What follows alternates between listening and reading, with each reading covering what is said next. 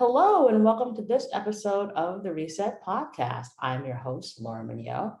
And each episode, I bring on a different leader from unique business areas and talk about the game-changing work that they're doing. And this episode is no different.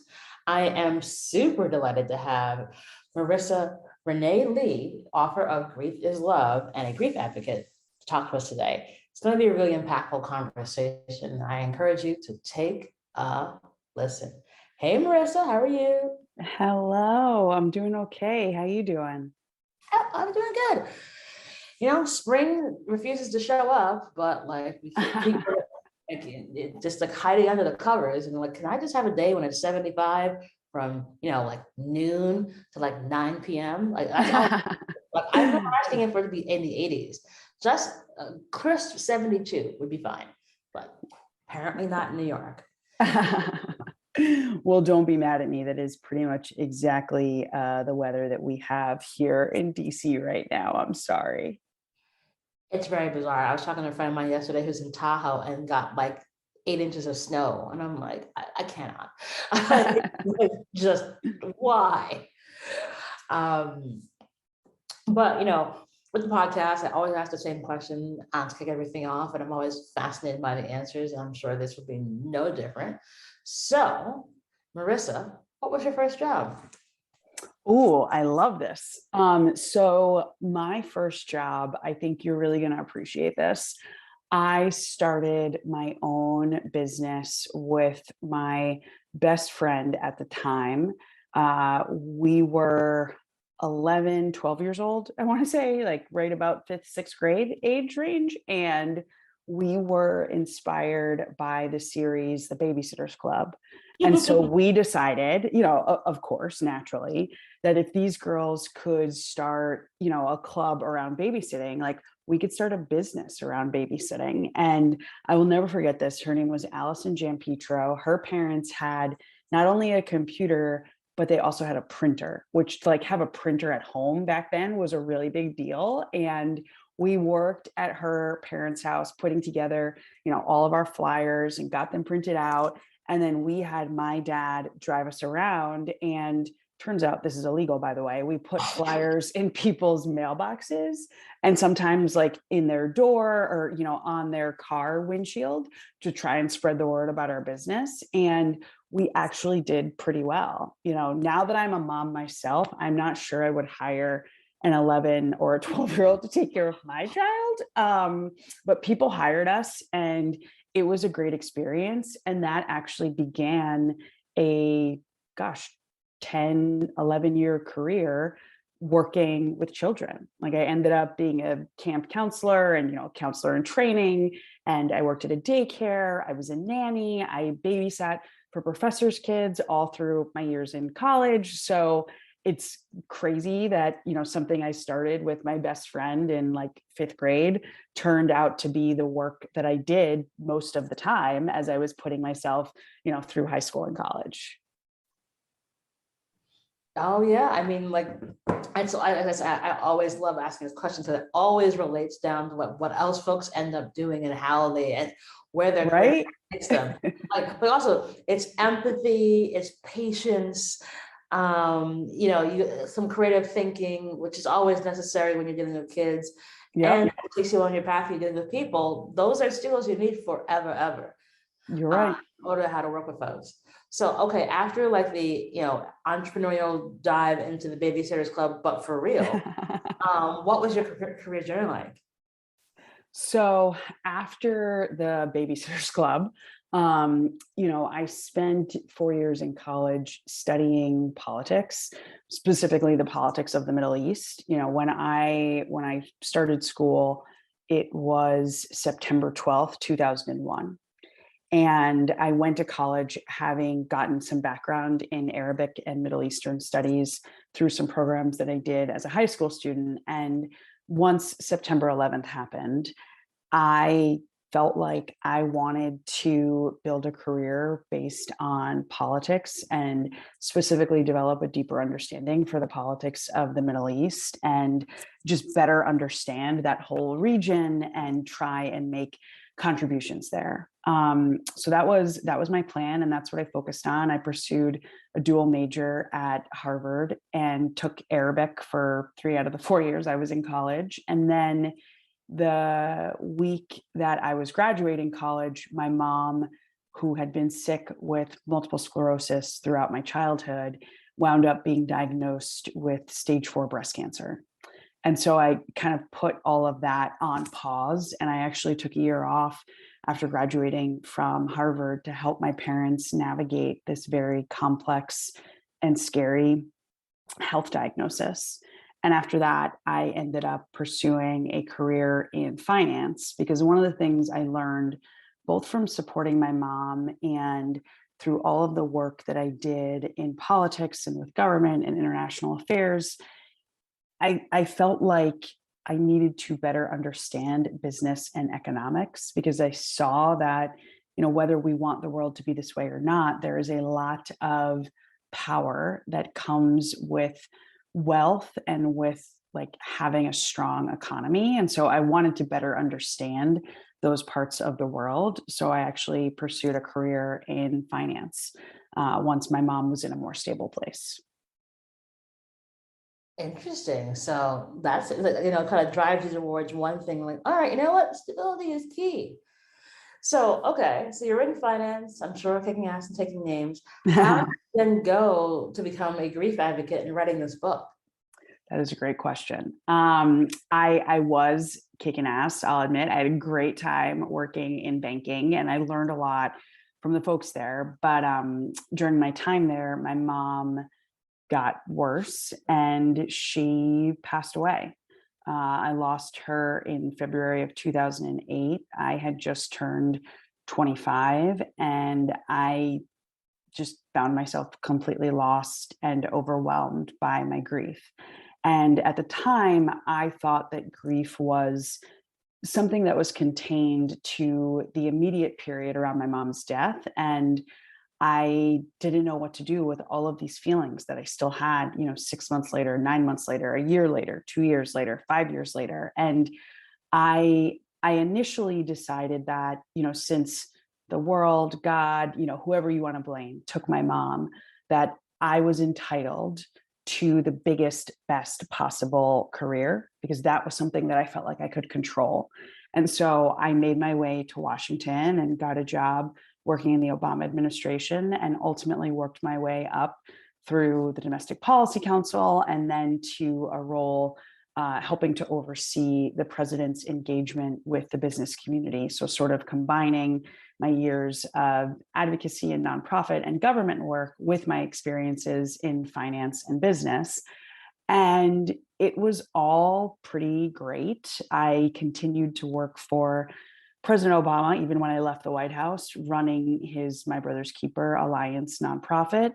And it was a wonderful professional experience. And I think I thought that I had moved past the loss of my mom until my husband and I lost a much wanted pregnancy in 2019. And when that happened, and I will never forget just being curled up on our bathroom floor, like sicker than I'd ever been in my life, and flooded with grief and just, beyond overwhelmed. All I wanted was my mom, this woman who at that point who'd been dead for over a decade. And I realized in the months that followed that I wasn't over it, and that, you don't get over it when you lose these people who are foundational to your life, like the people who you share an unconditional love relationship with. Instead, you have to learn how to live with it. So I decided to combine, my experiences in politics and advocacy with all of my feelings and thoughts about grief. And I started writing about it and sharing more about my experiences and about my family online and in person with folks. And in May of 2020, an article I wrote went viral, and that then led to a book deal. And 2 years later, we now have a best-selling grief book out in the world called Grief is Love, Living with Loss, where I share all of my insights and the things that I think can help people live a joyful life, even after experiencing a life-changing loss.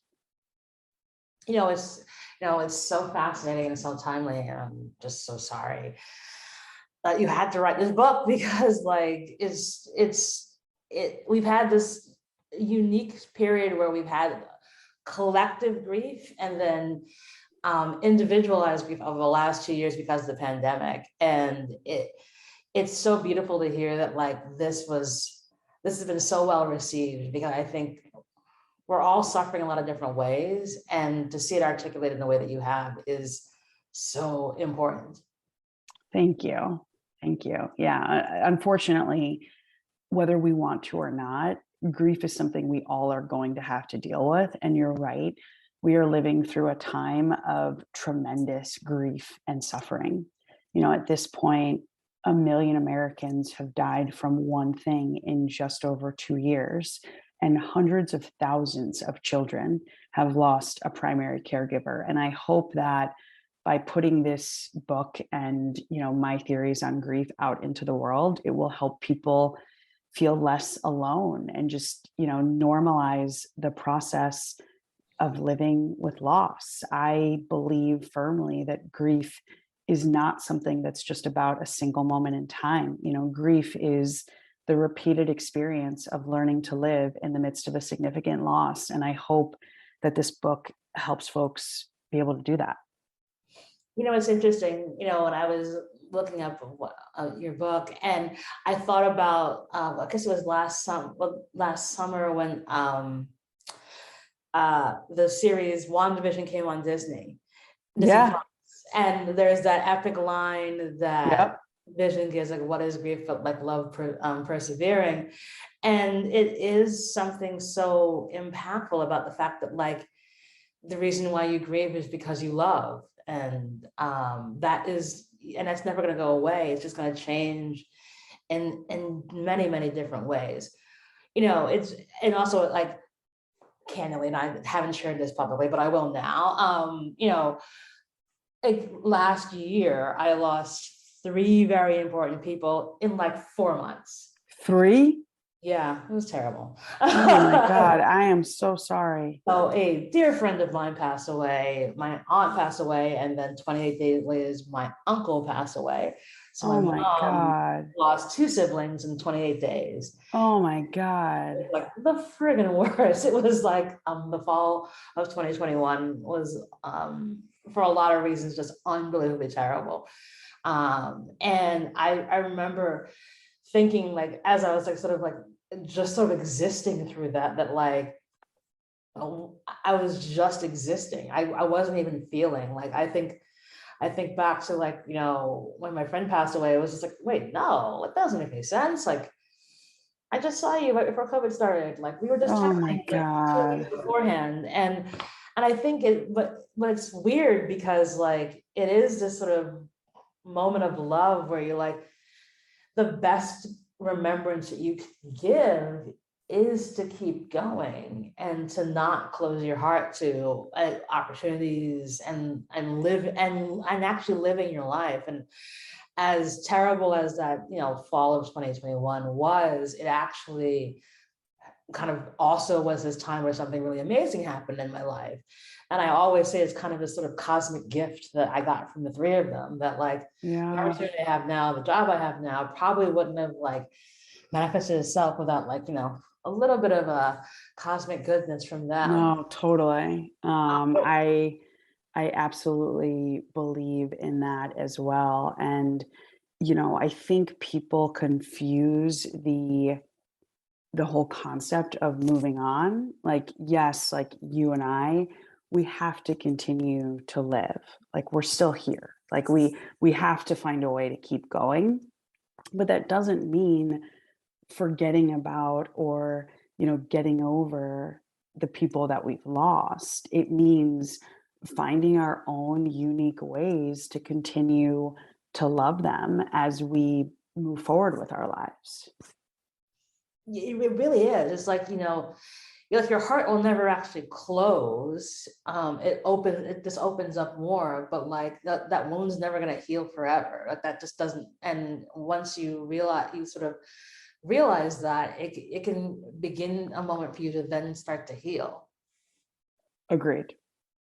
Like that is when you are able to acknowledge what you've lost, and then to your point, find the ways to keep your heart open and to continue to live and to continue to love them. Like that is where healing begins.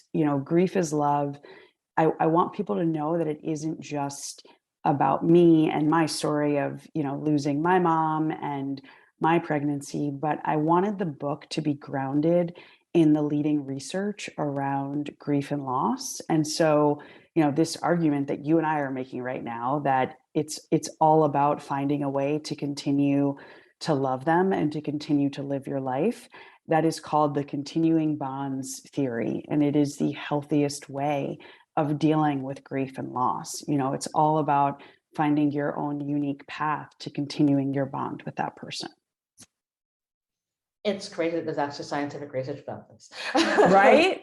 Doesn't it make you feel even better and more validated? Like, oh, okay, what I'm going through isn't wrong. It's not just me. I'm not crazy. Like, this is a normal process, and this is the best way of dealing with it. One, good to know. Two, like, what's been the response to this book? Because again, obviously, like, your timing weirdly couldn't have been more perfect. I mean, it's pretty crazy. Generally, the response has been overwhelmingly positive. I feel very fortunate that I've had the opportunity to share my story and write this book. And, we're both Black women. As an unknown, not famous Black woman who's put her first book out in the world, to have it land on a bestsellers list in the first 2 weeks, and for it to be in a second printing 1 week out, like it's been pretty remarkable. And I know that it's not about me. Like, it's not me that's making this happen. It's people responding to this book and feeling like they can see themselves in the stories that I share and feeling validated in their grief. Yeah, and I think that's a big part of all of this, is that validating people's grief and what that looks like. Because it's different for everybody. Yes. And I think, sometimes, I said, obviously I've got lots of family who are kind of going through this. And it's just like, listen, like, feel your feelings. Yes, I love that. And however that manifests itself, and also check in on people. Yep. See how they're doing. Like this, it's the wonder of what a text can do for someone on a day when they kind of come into your thoughts. Like, I've done that, and it's like been the right time to text somebody. So, or someone's texted me, and like it was the right time to text me. I think it's also an opportunity for people to remember how the importance of connections. A big part of everything that I do, whether it's, all my 18-day jobs, are all surrounded around connections and empathy.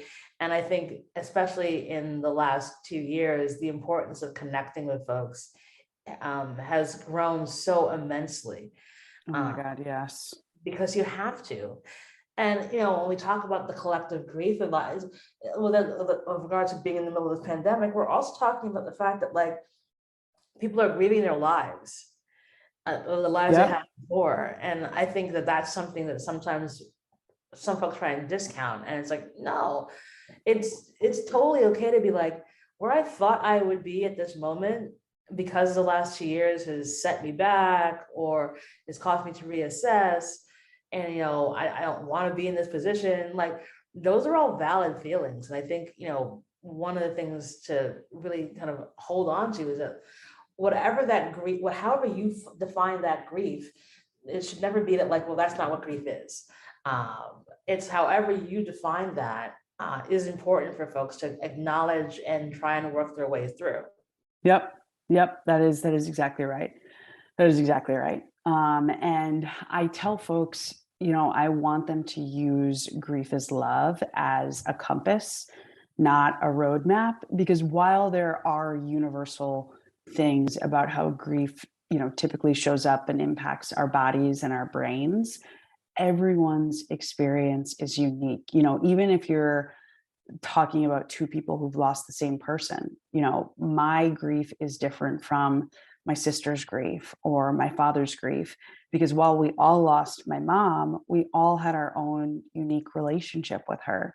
And therefore the grief by default is also going to be different.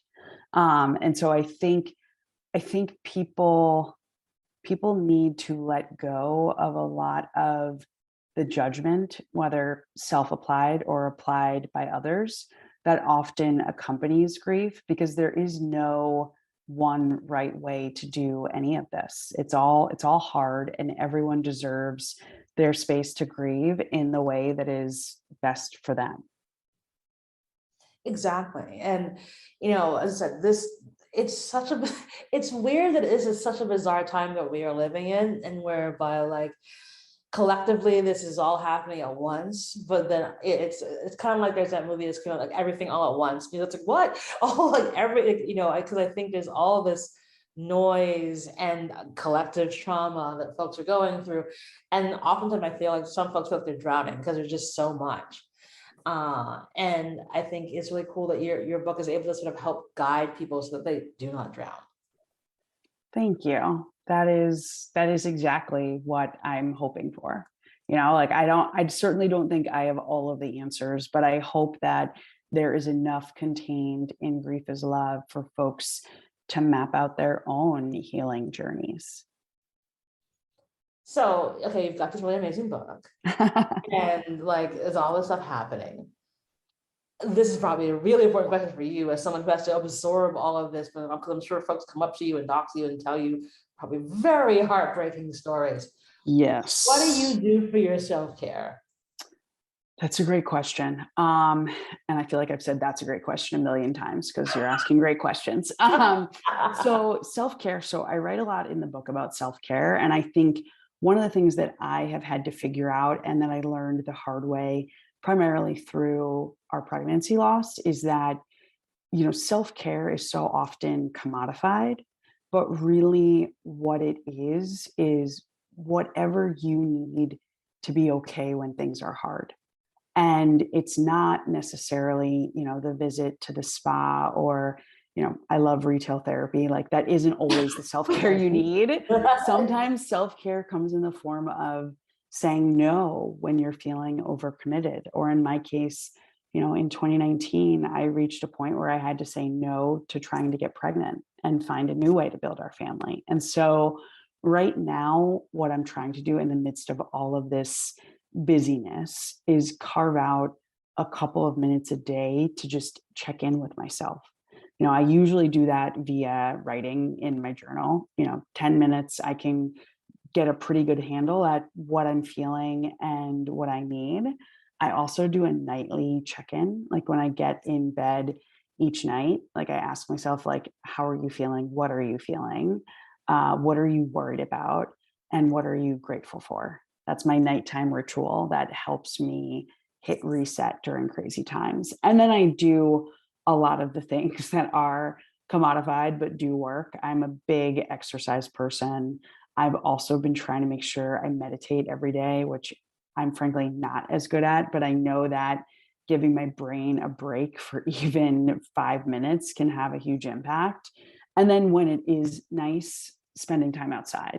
I know the weather in New York is miserable, but it is sunny and 70 degrees here in DC. So I've been doing as many calls and meetings outdoors as possible. Awesome. It's interesting. Like, I had resisted for the longest time to, like, do meditation and do a gratitude journal. But then here I am starting in this year. I don't know what, there was some switch in my brain. It was like, why aren't you doing this, Laura? And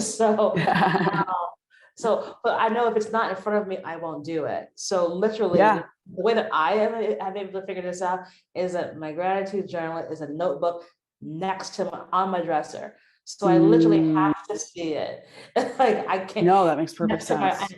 And it's next to my actual alarm clock. Yeah. No, you got to do what works. You got to do what works. Yeah. And like my alarm clock has meditations in it. It's like I said, one-stop shopping. I love So, it. Oh my so God, I love that. basically, I might need that. yeah, the Lofty is amazing. I love this thing. And I do that in the morning and like, and then I do the gratitude journal. It's like, again, I can't get to my bathroom and without having to see these things. I'm like, oh, I'll be right. And and I think it's, I think sometimes folks think this is big pronouncement you have to do in order to do this thing. And I'm like, no, No, I literally no. write 3 words down every morning. And Yeah. sometimes the same word, because like it just pops into my head. Like whatever pops in my head is what's going in the gratitude journal. I'll be curious to see, like, at one point, I think I'll just sort of like look back and see what I've said. But like, I think family is the one I kind of write like almost every single day, for example. Love that. But like also just like what that meditation does, because I think you're right. Like part of the whole journey through grief is that your brain is on like the F1 course. It's just zooming. And so whatever you can do to kind of slow down and shut it down for a little bit, to kind of give yourself a break and to give yourself some grace, is so very important, to make it through every single day. So important. It's so important. Oh my gosh, the grace piece right now, especially, is critical. It's so easy for us to be hard on ourselves, and that doesn't serve anyone.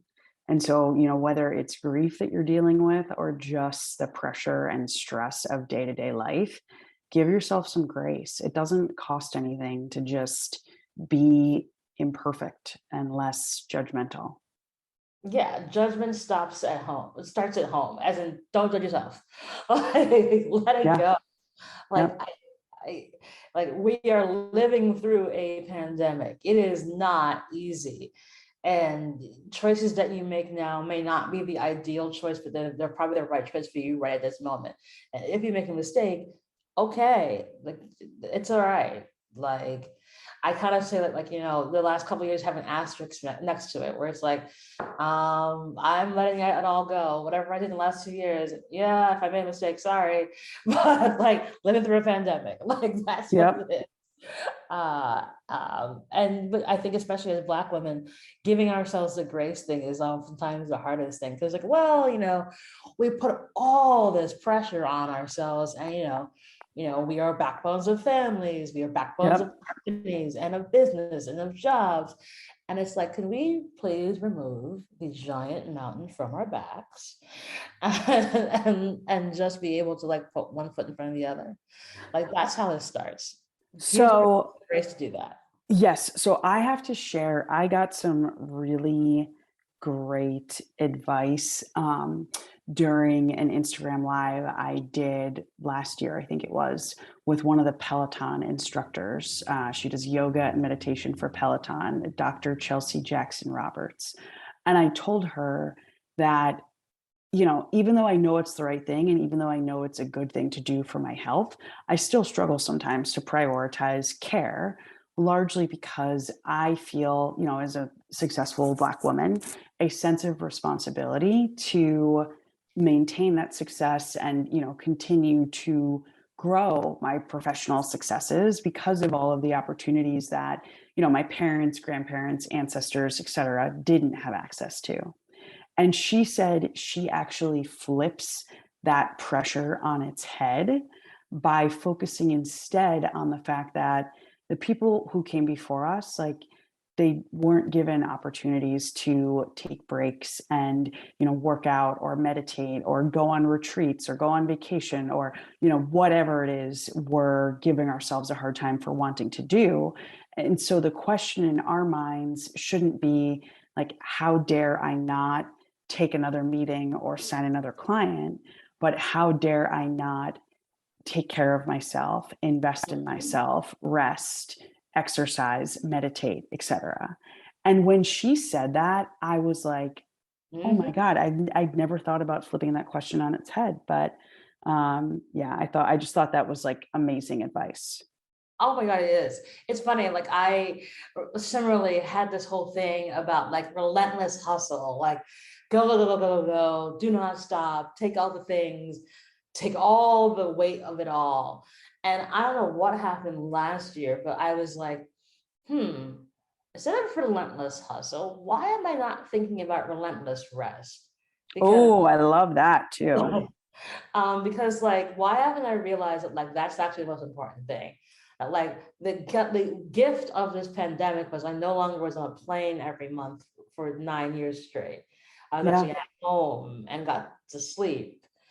Yes, sometimes it wasn't the most restful sleep because I was stressed about work, but like this like calming down and resting and prioritizing, how I can get rest is actually kind of important. And when I did that, I ended up being more successful than I've ever been before. And but it's this thing of like, especially with Black women, like if we're in this position, like, oh yeah, we got to be the complete shot caller and do the whole thing, and like, actually isn't the best act of resistance for anything to be like, I'm going to take my time. I am going to prioritize myself. Like that is the thing. The ability to be like, yep, no. And understanding that no is a full sentence. Yeah, no, exactly. You don't need to give an explanation for saying no. Like you are in charge. You are allowed to say no to things all day long. And just do so. And Yeah. actually say it with your whole chest, not like, Yep. oh, Exactly. no. Don't, no apologies. No without an apology. Yeah, it's a full sentence as a beginning, middle, and end. Subject, verb, noun. um, so, last question for you. Do you have a give and or an ask of the audience? I kind of think you'll probably have both. My ask is that folks buy this book. I think it can be helpful for dealing with hard times, even beyond grief. And what I want to give the audience is permission to grieve, whatever you're dealing with that's challenging right now. Stop being so hard on yourself and give yourself the permission you need to move through whatever losses you're experiencing. Awesome and wonderful and so true. Marissa, it's been such a delight talking with you. Like, yes, heavy topic, but important topic and necessary topic. So we'll put all the details in the show notes for folks to buy the book, connect with you on all the social medias, and take it to heart. And I think, that's the most beautiful message that you've really shared today, is that like, it's okay. So thank you so much for being on the podcast. Thank you so much for having me. Awesome. And that is our show.